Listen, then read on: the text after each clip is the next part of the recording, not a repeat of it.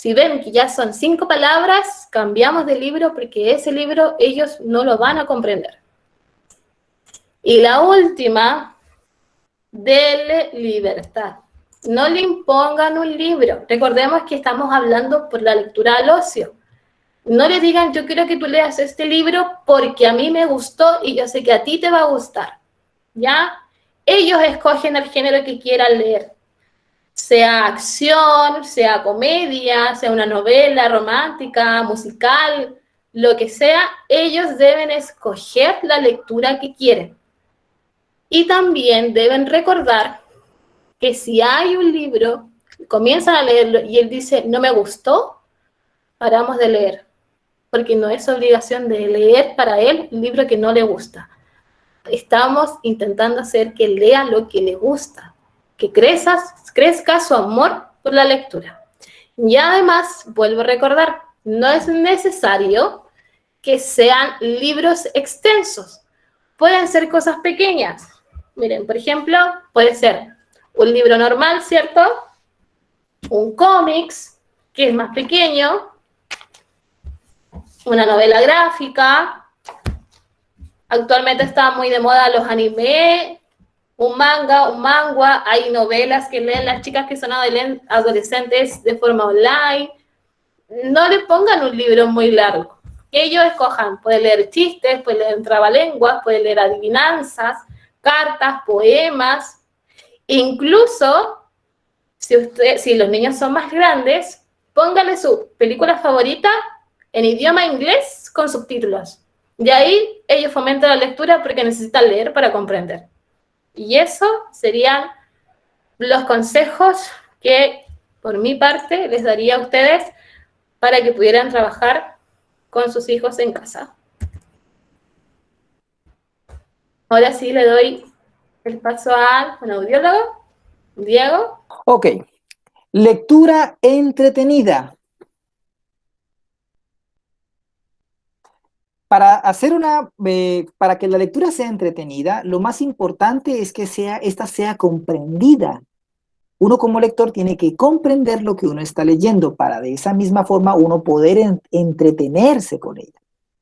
La comprensión lectora es la capacidad para entender lo que se lee, atendiendo por un lado a la comprensión global del texto, es decir, a lo que quiere decir el texto, qué es lo que pretende el texto, qué es lo que significa el texto, y también a la comprensión de las palabras, es decir, al significado de cada una de las palabras que nosotros estamos leyendo en el documento o en el texto.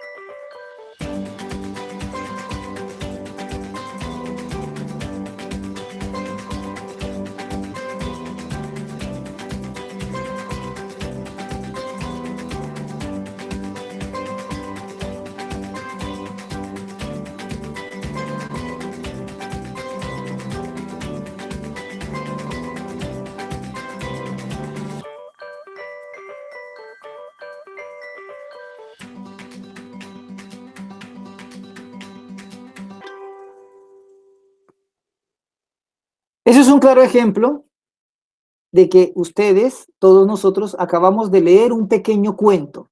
El cuento duró aproximadamente 1 minuto. No necesitamos de letras para leer. Nosotros necesitamos simplemente de una decodificación de carácter visual. Leer no implica ningún esfuerzo, porque es una actividad netamente sensorial y de procesamiento cerebral. Es decir, el cerebro procesa aquella información que de carácter visual está ingresando.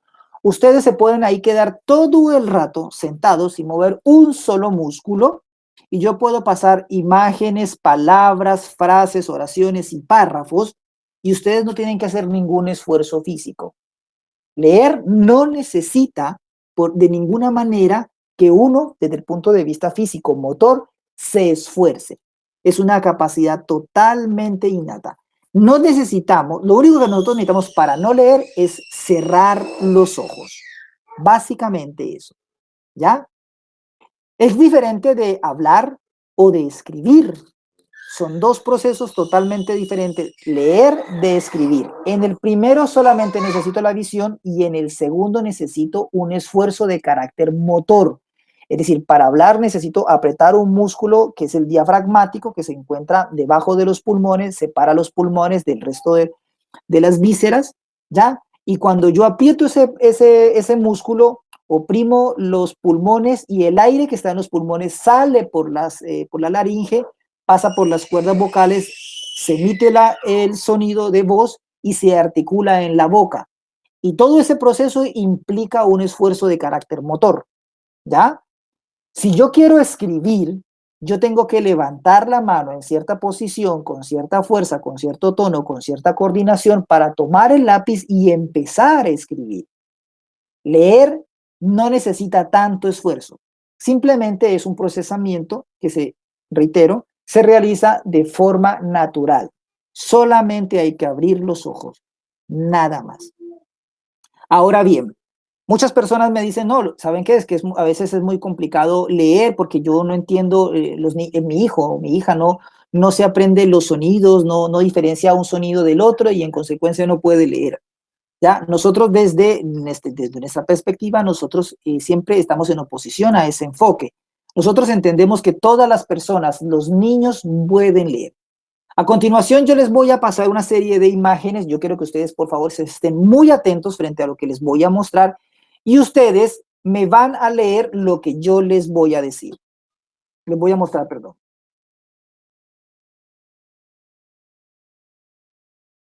Si ustedes se dan cuenta, ¿ya? Ustedes pudieron leer, aunque la lámina pasó un poquito lento, ¿sí?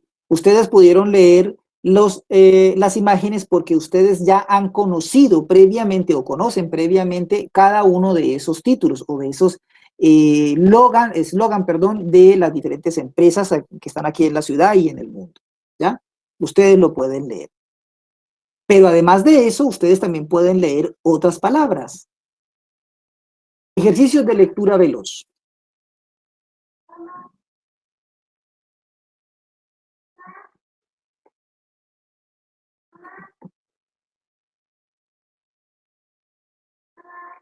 Leyeron palabras, ¿ya? El esfuerzo de la lectura de la palabra, ¿ya? Es simplemente una representación visual de lo que ustedes tienen enfrente, ese fondo blanco con unas letras negras. El ojo lo único que hizo fue percibir esas imágenes, esos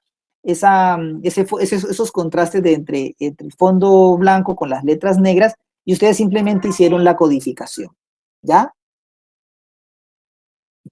Ejercicios de lectura veloz.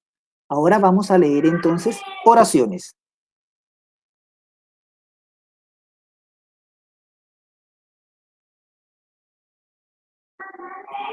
Si ustedes se dieron cuenta, lo que acabaron de leer fueron dos oraciones que implicaba de 3 a 4 palabras, ¿ya? Que eran de fácil lectura porque, insisto, leer simplemente es una actividad sensorial de procesamiento cognitivo. No implica esfuerzo motor. Leer es extremadamente fácil. Ustedes leyeron frases y esas frases las leyeron porque ustedes ya tenían un conocimiento previo respecto de lo que es cada una de esas palabras. Ustedes ya la conocían con anterioridad. Ahora les voy a explicar algo que es muy importante para nosotros en fonoaudiología. Capacidad de aprendizaje.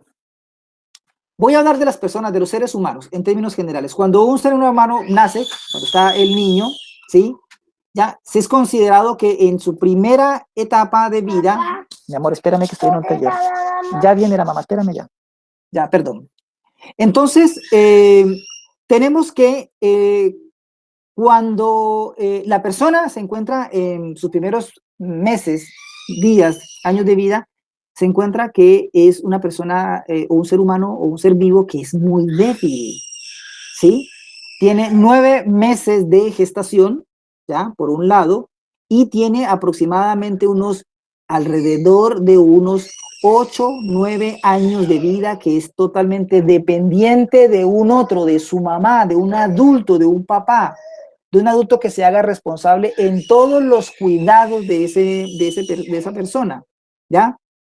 Y consideramos que a la mitad de la vida, esa persona, ya en su etapa adulta, está en su máximo desempeño, en su máximo esfuerzo o en su máxima capacidad de producción, de productividad. Y obviamente con el paso del tiempo, con el paso de los años, esta persona llega a una vejez y entonces todas esas capacidades y esas potencialidades se ven disminuidas.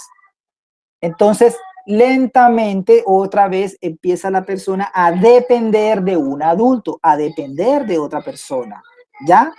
Entonces, por eso dicen que las personas tienen digamos, estas capacidades en forma romboide, ¿ya?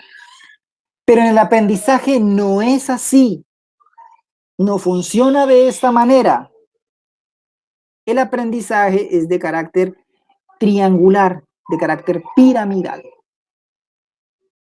Se da de esta manera. En las primeras etapas del desarrollo, en los primeros momentos de la vida, las conexiones neurológicas del cerebro humano son tan infinitamente productivas que le permiten realizar cualquier aprendizaje que se le genere o que se le ponga enfrente. El niño, a partir de las redes neurológicas que tiene, que en su momento tiene al nacer, le permiten asimilar toda la información posible, toda la información que se le presente, ¿ya? Y en la medida que va avanzando, estas redes neurológicas, esta plasticidad neurológica, esta maleabilidad del cerebro, lentamente se van osificando, se van solidificando y en consecuencia los aprendizajes que se presenten a etapas más posteriores, a etapas más adultas, son más difíciles de adquirir. Cuando yo entrevisto a las familias, a los papás, me dicen generalmente, no, es que mi niño es muy inteligente porque se maneja el teléfono celular y hace cosas en el celular que ni siquiera yo sé. Lo maneja mejor que yo, ¿ya? Cosa que yo no aprendí. Efectivamente, no, ese aprendizaje no está dado porque el celular haya aparecido ahora. Hace 10, 15 años atrás, hace 20 años atrás haya aparecido ahora y sea de fácil acceso. No está dado por eso. Está dado porque los niños tienen mayores capacidades de aprender a partir de los estímulos que reciben del exterior, ¿ya? Por eso, ahora que los celulares aparecen, en estos últimos 20 años, como hacía referencia, para las personas adultas, los smartphones sobre todo, es más complejo manejarlos. Tienen menores posibilidades de sacarle el máximo provecho a estos dispositivos. El aprendizaje en las primeras etapas del desarrollo de la vida del ser humano es mucho mayor a partir de las conexiones neurológicas que el cerebro está realizando, ¿ya? Si yo tengo entendido, si yo tengo claridad frente a estos conceptos, entonces el proceso del aprendizaje de la lectura es mucho más fácil a más temprana edad, porque los estímulos que yo estoy recibiendo en esos primeros años de mi vida, en esos primeros momentos de mi vida, son más susceptibles de ser aprendidos y de ser interiorizados por la persona que cuando estos se realizan a posteriori, ¿sí?